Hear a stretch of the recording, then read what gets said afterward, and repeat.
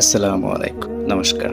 আজকের বিষয়টি হচ্ছে সেই কথার উপর ভিত্তি করে যে কথা অনেক মেয়েতে বলে থাকে, বিশেষ করে হিন্দু ধর্ম বলতে পারো, মুসলিম ধর্মেও বলতে পারো। এখন সব ধর্মেই খারাপ বিষয়টি ঢুকে গেছে। যেমন অনেক মেয়ে বলে থাকে যে আমার ধর্মে এত কঠোর পোশাকের নীতি নেই, আমি এই ধর্মে জন্মগ্রহণ করেছি বলে যা খুশি তাই করতে পারি। এই কথাটির উপর ভিত্তি করে আজকে আমার এই ভিডিওটি অনেক লম্বা হবে, কিন্তু ভয় নেই, তোমার তো কোনো কাজ নেই, তাই একটু ধৈর্য ধরে 10-15 মিনিট খরচ করে ভিডিওটা সম্পূর্ণ দেখে নাও, হয়তো তোমার মানসিকতা পরিবর্তন হতে পারে। চলো শুরু করা যাক। আমার প্রথম কথা, এই পৃথিবীকে কি আমরা বানিয়েছি? না, এই পৃথিবীটা আমরা বানাইনি, আমরা শুধু এসেছি কিছুদিনের জন্য। আর এই পৃথিবীটা বানিয়েছেন একজন মহান স্রষ্টা। কেউ তাকে বলেন আল্লাহ, কেউ বলেন ভগবান, আবার কেউ বলেন গড, ঈশ্বর, প্রভু, সৃষ্টিকর্তা। তিনি শুধু আমাদের সৃষ্টি করেননি, তিনি আমাদের জন্য রেখে গেছেন নির্দেশনা ধর্মগ্রন্থের মাধ্যমে। কিভাবে চলতে হবে, কি খেতে হবে, কি পড়তে হবে, কেমন করে কথা বলতে হবে, সবকিছু আছে সেখানে। কিন্তু কিন্তু আজ আমরা কোথায় দাঁড়িয়ে আছি? আমরা কি সৃষ্টিকর্তার কথা শুনছি, নাকি নিজের ইচ্ছাকে ঈশ্বরের চাইতে বড় বানিয়ে ফেলেছি? বিশেষ করে নারীদের পোশাকের ক্ষেত্রে আজ যেমনভাবে অশ্লীলতা, নগ্নতা সমাজে ঢুকে পড়েছে, তা কি সত্যি ঈশ্বরের দেখানো পথ? কখনোই না। আজকের এই ভিডিওতে আমরা দেখব প্রতিটি ধর্মগ্রন্থে নারীর পোশাক ও শালীনতা নিয়ে কি বলা হয়েছে, আর তুলনা করব আজকের আধুনিক পোশাকের সঙ্গে, যা শুধু শরীর প্রকাশ করে কিন্তু আত্মাকে লুকিয়ে রাখে।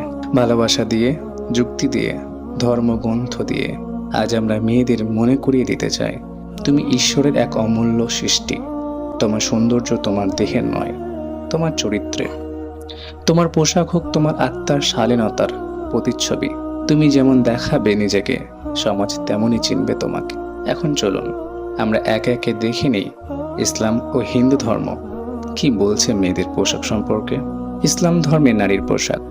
আসুন আমরা প্রথমে দেখি ইসলাম ধর্ম, যা সরাসরি আল্লাহর বাণী, কুরআন ও হাদিস আমাদের কি নির্দেশ দেয় নারীদের পোশাক সম্পর্কে। সূরা আল-নূর, হে নবী, মুমিন পুরুষদের বলো যে তারা নিজেদের দৃষ্টিকে সংযত করে এবং নিজেদের যৌনাঙ্গের হেফাজত করে, এবং মুমিন নারীদের বলো তারা যেন তাদের দৃষ্টিকে সংযত করে, লজ্জাস্থানের হেফাজত করে, এবং তারা যেন তাদের সৌন্দর্য প্রকাশ না করে, যা সাধারণ দৃশ্যমান নয়, তারা যেন তাদের ওড়না বুকের ওপর ফেলে দেয়। এই কথার ব্যাখ্যা কি? আল্লাহ প্রথমে পুরুষদের বলছেন সংযত হতে, এরপর নারীদের উদ্দেশ্যে বলছেন তোমরা নিজেদের সৌন্দর্য সাজসজ্জা গোপন করো, ওড়না যেন বুকের ওপর পড়ে থাকে। এটা কোনো কালচারের নির্দেশ নয়, এটা ঈশ্বরের স্পষ্ট আদেশ। সূরা আহজাব, হে নবী, তোমার স্ত্রীগণ, কন্যাগণ ও মুমিন নারীদের বলো তারা যেন নিজেদের উপর তাদের চাদরের কিছু অংশ ঝুলিয়ে দেয়, এতে তাদেরকে চেনা যাবে এবং তারা উন্মুক্ত হবে না। এটার ব্যাখ্যা কি? এই আয়াতে আল্লাহ নবীকে বলছেন যদি তুমি নিজেকে চেনাতে চাও সম্মানজনকভাবে, তবে ঢেকে রাখো নিজেকে। যারা শালীন পোশাক পরবে তারা কেউ সহজে বিরক্ত বা হেনস্থা করতে পারবে না। হাদিস, রসুল বলছেন দুটি দলের মানুষ জাহান্নামী, যাদের আমি এখনো দেখিনি। এমন নারী যারা পোশাক পরিহিত হয়েও নগ্ন, তারা পুরুষদের দিকে আকৃষ্ট করে এবং নিজেরাও আকৃষ্ট হয়। ব্যাখ্যা, এখানে স্পষ্ট বলা হয়েছে এমন নারীরা পোশাক পরলেও তাদের আসলে নগ্ন, কারণ তাদের পোশাক টাইট, ছোট, পাতলা বা দেহ প্রকাশ করে।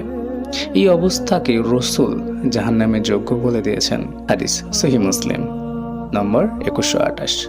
পর্দাহীন নারী যখন ঘর থেকে বের হয়, শয়তান তাদের দিকে তাকিয়ে হলে হলে হাসে। ব্যাখ্যা, এই হাদিসে দেখা যাচ্ছে যখন একজন নারী খোলামেলা পোশাকে বের হয়, তখন সে শয়তানের ফাঁদে পড়ে যায়। তাকে ব্যবহার করে সমাজ ধ্বংস করতে চায় শয়তান। হাদিস, আবু দাউদ 4104। যে নারী সুগন্ধি ব্যবহার করে পুরুষদের মাঝে যায়, সে যেন একজন ব্যভিচারী। এই হাদিসে শুধু পোশাক নয়, আচরণ ও উপস্থিতি নিয়েও আজ মেয়েরা মেকআপ করে, সুগন্ধি দিয়ে শরীর দেখিয়ে রাস্তায় বা সোশ্যাল মিডিয়ায় আসে। এটা আল্লাহ রসুলদের স্পষ্ট নিষেধের পরিপন্থী। হাদিস, সহিহ ইবনে খুজাইমা রসূল বলছেন, নারী পুরাটা আবৃত থাকবে, শুধু চেহারা ও হাত প্রকাশ পেতে পারে, কিন্তু তাও নির্ভর করে পরিস্থিতির উপর। যদি প্রয়োজন না থাকে তাহলে নারী নিজেকে ঢেকে রাখতে হবে। এটা ইসলামের মৌলিক শিক্ষা। হাদিস মুসলিম 2129। যে নারী জাঁকজমকপূর্ণ পোশাক পরে পুরুষদের মনোযোগ আকর্ষণ করে সে কখনো জান্নাতে প্রবেশ করতে পারে না।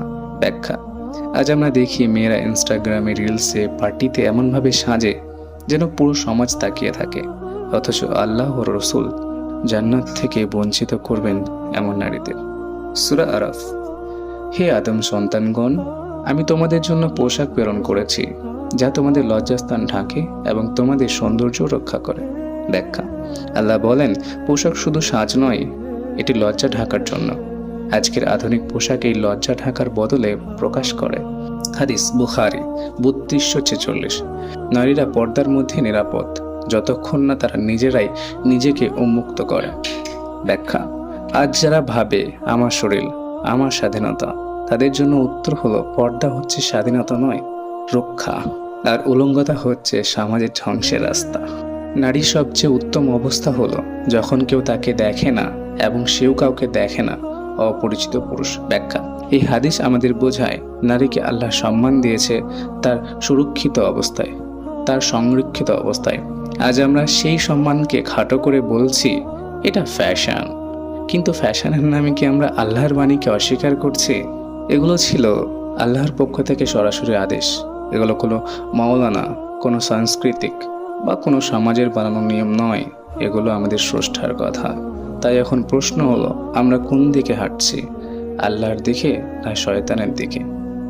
এই অংশে আমরা দেখব বেদে শ্লোক, গীতা, উপনিষদ ও মনুসংহিতা থেকে নারীর পোশাক ও শালীনতা নিয়ে কি বলা হয়েছে। মোট 10টিরও বেশি উদ্ধৃত তুলে ধরেছি, যেন হিন্দু মেয়েরা নিজ ধর্মের চোখ দিয়ে বুঝতে পারেন ঈশ্বর তাদের কাছ থেকে কি আশা করেন, আর আধুনিক পোশাক সেই শিক্ষার কতটা বিপরীত। হিন্দু ধর্মে নারীর পোশাক। হিন্দু ধর্ম শুধু একটি ধর্ম নয়, এটি একটি জীবনযাপন পদ্ধতি। এই ধর্মে নারীকে বলা হয় মাতৃরূপেণ সংহিতা, অর্থাৎ নারী হচ্ছেন মায়ের প্রতিরূপ। একজন মা যেমন গম্ভীর, স্নিগ্ধ, আদর্শ, তেমনই নারীকে দেখা হয়েছে শুদ্ধতার প্রতীক হিসাবে। তাহলে প্রশ্ন হচ্ছে, এই ধর্মে নারীদের পোশাক কেমন হওয়া উচিত? ঋগ্বেদ: স্ত্রী যেন নিজের শরীর এমনভাবে আচ্ছাদিত রাখে যাতে তার লজ্জাস্থান প্রকাশ না পায়। ব্যাখ্যা: ঋগ্বেদ সরাসরি বলছে নারীর শরীর এমনভাবে ঢেকে রাখতে হবে যাতে গোপন অঙ্গ বা আকর্ষণীয় অঙ্গ প্রকাশ না হয়।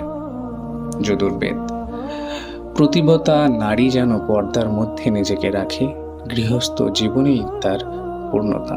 ব্যাখ্যা: এই শ্লোকে বলা হচ্ছে একপন্থী, একনিষ্ঠ, পর্দাশীল নারী হিন্দু ধর্মের পূজ্য। আজ মেয়েরা বলে স্বাধীনতা, অথচ প্রকৃত পূজা পাওয়া যায় আত্মসংযমে।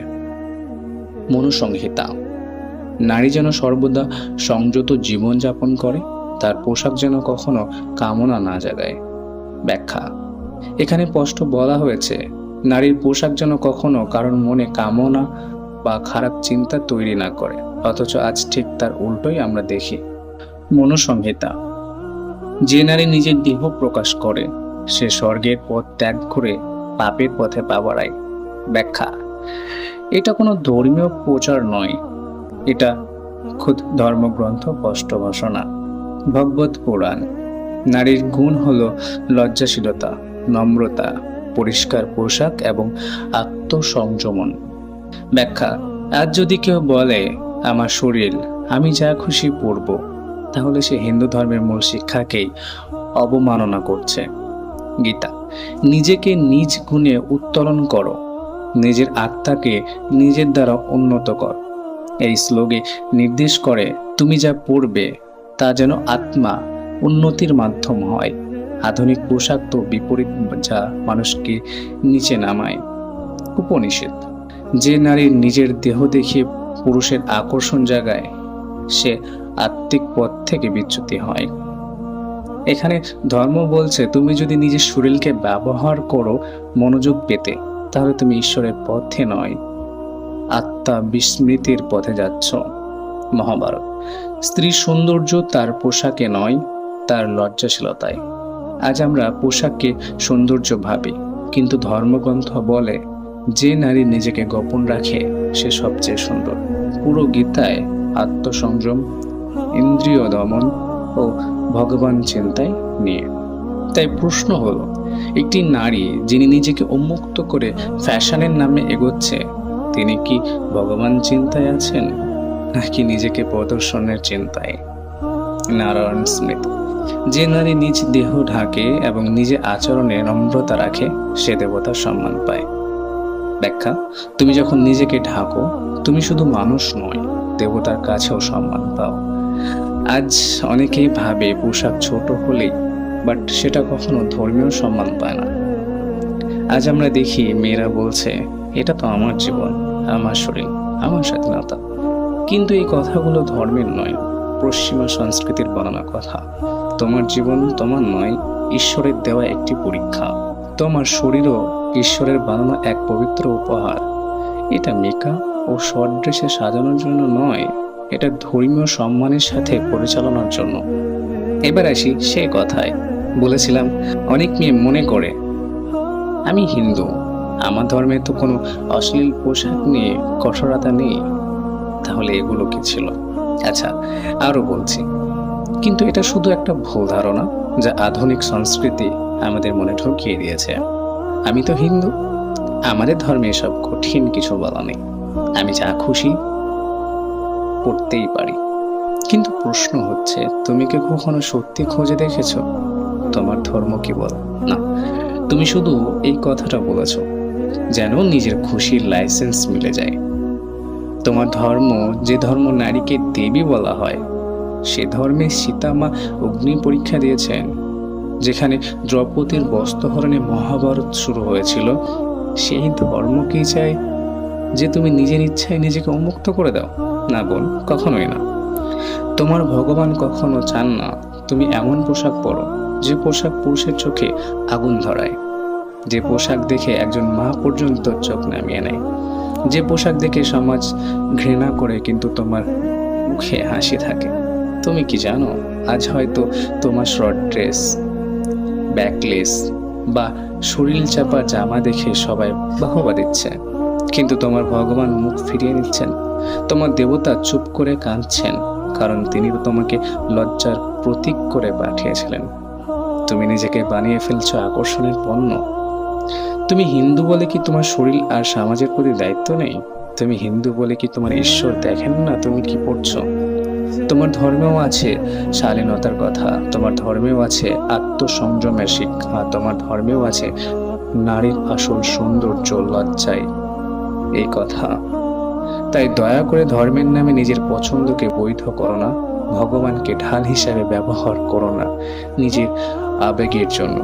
আজ তুমি যা পড়ছো সেটাই তোমার পরিচয়, সেটাই তোমার মেয়েবেলাকে শেষ করে দিচ্ছে, সেটাই হয়তো একদিন তোমার নিজের সন্তানের চোখেও তোমাকে ছোট করে দেবে। আজ একটু ভেবে দেখো, তোমার পোশাক কি তোমার আত্মাকে ঢেকে দিচ্ছে? না। কি তোমার শরীর দেখিয়ে আত্মাকে লজ্জায় ফেলে দিচ্ছে? ভগবান তোমাকে বানিয়েছে সুন্দর হৃদয়ের জন্য। তুমি নিজের শরীরকে খেলনার মতো ব্যবহার করো না। এই পৃথিবীটা আমরা বানাইনি, এই শরীরটাও আমরা বানাইনি। আমরা সৃষ্টি এক মহাশক্তির, যার নাম কেউ বলে আল্লাহ, কেউ বলে ভগবান, কেউ বলে ঈশ্বর। আমরা যদি তার তৈরি শরীর, তার তৈরি সমাজে, তার দেওয়া নিয়ম না মেনে চলি, তবে আমরা কাদের পথ ধরছি?